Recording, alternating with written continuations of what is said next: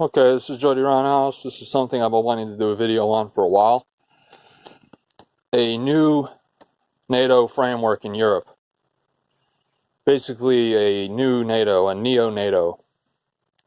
Here I'll discuss an alternative to the current NATO system and the way that our forces are deployed.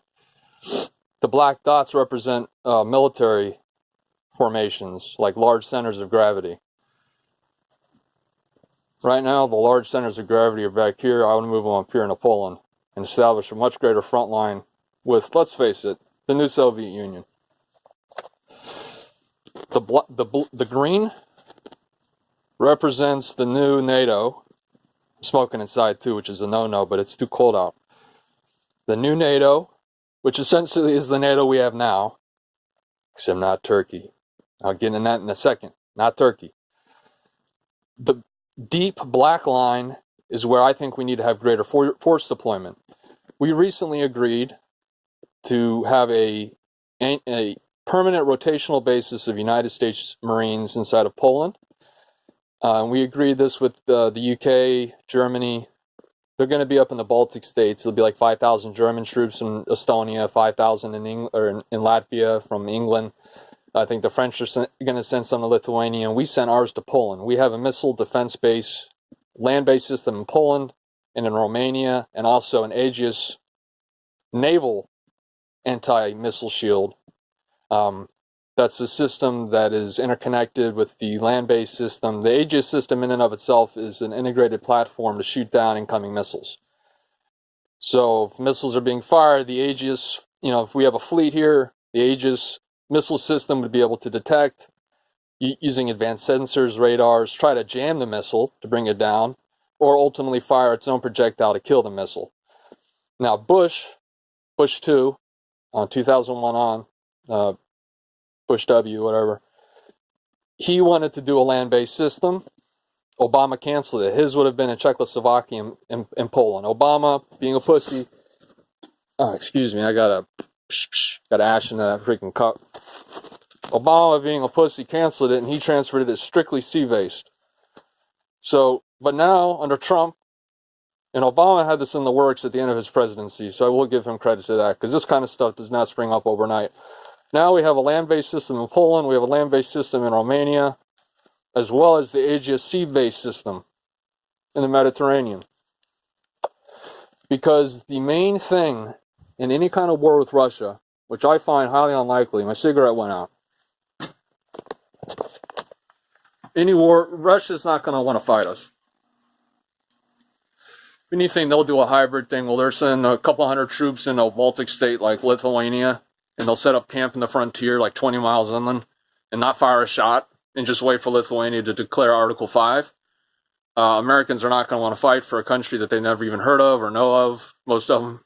What's Lithuania? Is that a food? Do you think Americans are going to want to rally behind a war like that? And do you think the freaking European powers are capable of taking on Russia? I mean, honestly. Well, Western Europe's a bunch of... Well, France, though, has troops in Africa. I'll get into that in a second. The main thing that this new NATO needs to do is taking into account is the current realities of the situation. Putin's Russia, I'm just going to call it Soviet Union, because he said that the fall of the Soviet Union was the greatest geostrategic political disaster of the 20th century. So he's trying to re-implement it. He's pushing into Europe, doing hybrid warfare against Ukraine. He took Crimea.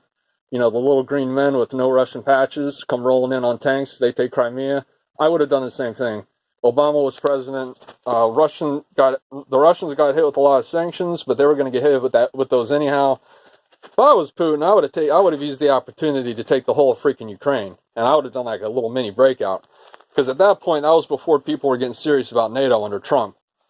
So yeah, they would have gotten sanctioned and all that crap, but maybe I'm dead wrong. I don't know. I'm not a general. I'm an armchair general.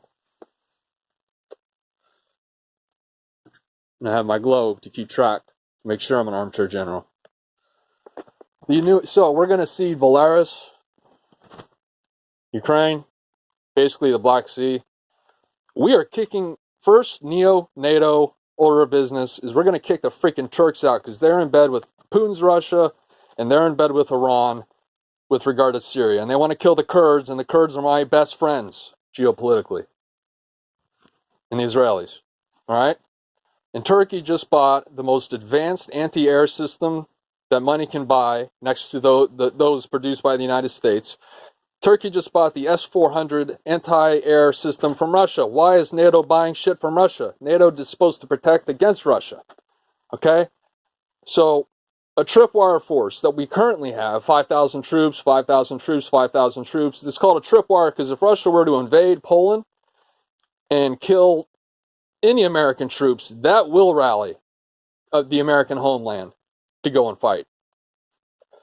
So the argument is, don't put 50,000 troops in Poland, because they're not going to be able to stop a country with so many tanks and armor that they don't have to worry about supply lines. We do.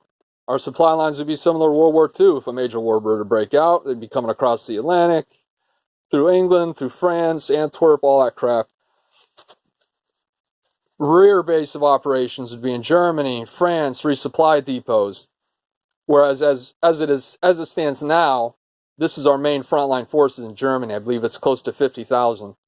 Move those closer to Poland and have rear defenses in Germany. Go ahead and cede all this crap to freaking Russia. Let Turkey get in bed with Putin's Russia and see what that petrol-based economy that's faltering and has been faltering for so long. Let's see what Turkey gets out of them.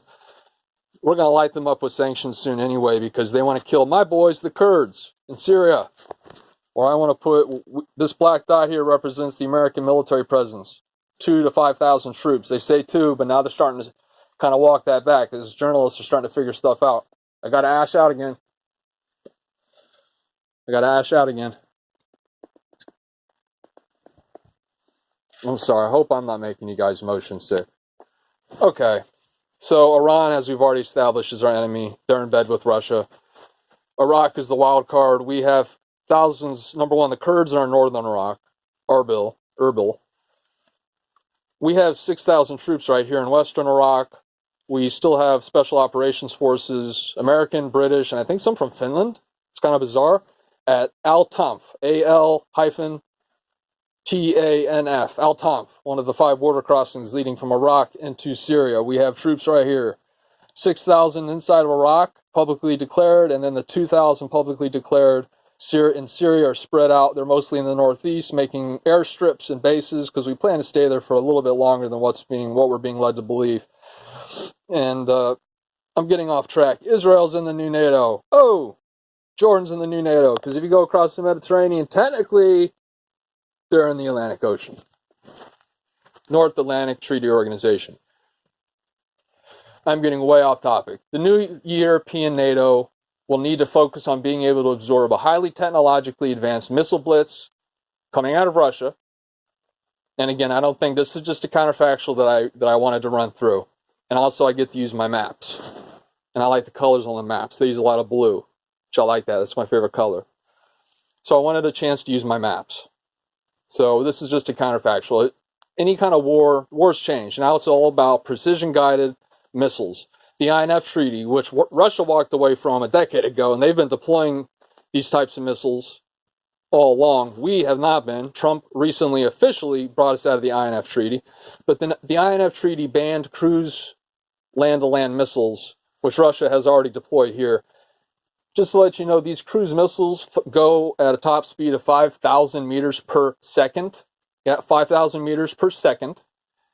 And they're intermediate range missiles, cruise missiles specifically, because they're harder to hit than ballistic missiles. Ballistic missiles have an arc. Cruise missiles don't. They fly straight. They can be guided. And that's the thing. They're going to be they're precision-guided missiles. Now, these munitions, these intermediate with a short range, these tactical missiles, they can be tipped with nuclear warheads too. But just in terms of conventional warfare, these countries would have minutes for a missile blitz. So the whole point of the new NATO would be to defend against the new war, which is going to be cyber, artificial intelligence, missile blitz, hypersonic glider technology, but that's for a whole new video.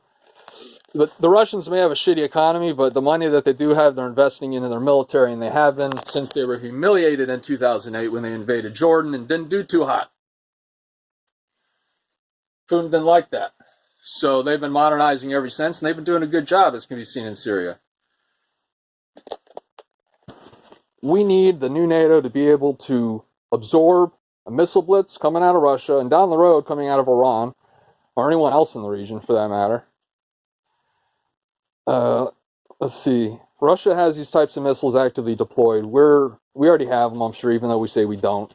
Now we're going to move them into Europe and deploy them. Russia has always backed down in the face of force. Stalin backed down in the Berlin airlift, and they backed down in the Cuban Missile Crisis. Again, if they're met by force, they back down, historically, from Stalin to Putin. Because when we bombed the shit out of the Russian, quote, mercenaries, we killed 200 of them in Syria, northern Syria. They tried us there and we bombed them. Russia didn't do anything about it. That's why they call them, quote, mercenaries. That way Putin doesn't get embarrassed. We need to defend against a missile blitz. That's why we have a shield. We have the Aegis system in the sea, and then we have a land-based shield in Romania, and in Poland. The run in Romania was activated, $800 million missile shield base. It's the beginning steps toward as the media puts it, a controversial European shield, because it's very controversial to want to defend your homeland against incoming cruise and ballistic missiles. Yeah. So Romania, that was from an article that's 2017, maybe even 2018. So that's under Trump. But again, it was put into the works before that, so I have to give Obama some credit with regard to that. But now we have land-based systems in Poland and in Romania, as well as in the sea. The Russians outdo us in terms of icebreakers in the Arctic, which is melting, whether you like it or not. So we need to have a bastion up here. We need to invest in icebreakers. Because they can cross the Arctic, they can hit northern Canada and come down that way. Again, not realistic, but anyhow. We need to remilitarize Germany. Remilitarize them. They're good fighters. World War I, it took the armies of France, England, at the later stages Italy, and the death blow was 2 million American troops being introduced. It took all that shit to bring Germany down to World War I, because Russia got knocked out, plus the communism thing started and all that, the revolution. Flash forward 20 years, again, it takes an entire Allied army, consisting of French resistance, British troops, mostly American troops, Canadian troops, the Soviets. They took the brunt of that. They got mauled up. As you can see here, we need to remilitarize Germany. They're badasses for hundreds of years. They were initially the Kingdom of Prussia. We need to remilitarize them. We need to prepare for a missile blitz. We need to prepare for potential incursion into one of these Baltic nations. We need to be ready for an Article 5 to be declared and actually enforce it. Go ahead and cede Ukraine to Russia. They deserve it. Belarus, Turkey, they're getting kicked out. They don't have any choice. Rock's a wild card. See Georgia? I was just talking about them. That's where it cuts off, because Georgia's in the new NATO too. So are that other country there, but we would be ceding the Caspian Sea and the Black Sea, which is why these straits between Turkey and Greece and Macedonia and all that are so important. But the British have a major air naval base here in Cyprus, and the Israelis will help us out too. And the Egyptians are in bed with us. I'm looking, the missile defense plan for Europe is a 4-phase plan that's supposed to end in the 2020s. We're at phase 3 right now. At least that's what's being implied by the media. So within the early 2020s, we should have a semi-viable shield to protect against short-range missiles, these intermediate-range missiles from Russia. Russia does not have anything like that in terms of missile defense. So they're offensive, we're defensive. We can protect against missiles and then send our missiles into them. Boom. All right. France does have a military again. They have over 4,000 troops inside of Africa, based in Mali. England and France may not have much of a ground army, but they do have high technology weapons and integrated top-notch American support. They have good naval assets. They have good air assets. Once we absorb that initial missile blitz or any kind of incursion, go back to land-air battle, NATO doctrine in the 1980s, hold the Russians in check, their short supply lines, hold them in check and bomb their supply lines. Meanwhile, we need to protect our own supply lines coming in, just like in World War II. But keep the fight in Poland. Sorry, Polish people, but we're just going to fight there again. Okay? We're going to protect you against the Russians. All right? but Ukraine's not going to like this. But screw it. This needs to be taken very seriously. All right. I think I've ranted on long enough. My next video is going to be about Brazil. Brazil, the new president, is kind of like a Trump figure. He's a populist, and he has invited the United States to open up a large naval and air military installation inside Brazil to counter Russia and Iran's growing influence in the Western Hemisphere. So that'll be in the next video, okay? I know this was a long one. I bet if any of you watch this, leave a comment, because I don't think anyone's going to actually watch this. So if you get to the end, just type a period and then hit reply, comment, just a period. And then I'll know that this was actually watched. All right. Subscribe. I don't have any subscribers. It's disheartening. It's disillusioning. Now I need to clean off this map. So I put work into this. Need to clean off the map. All right. Neo-NATO. NATO. Mine is called the Neo-NATO.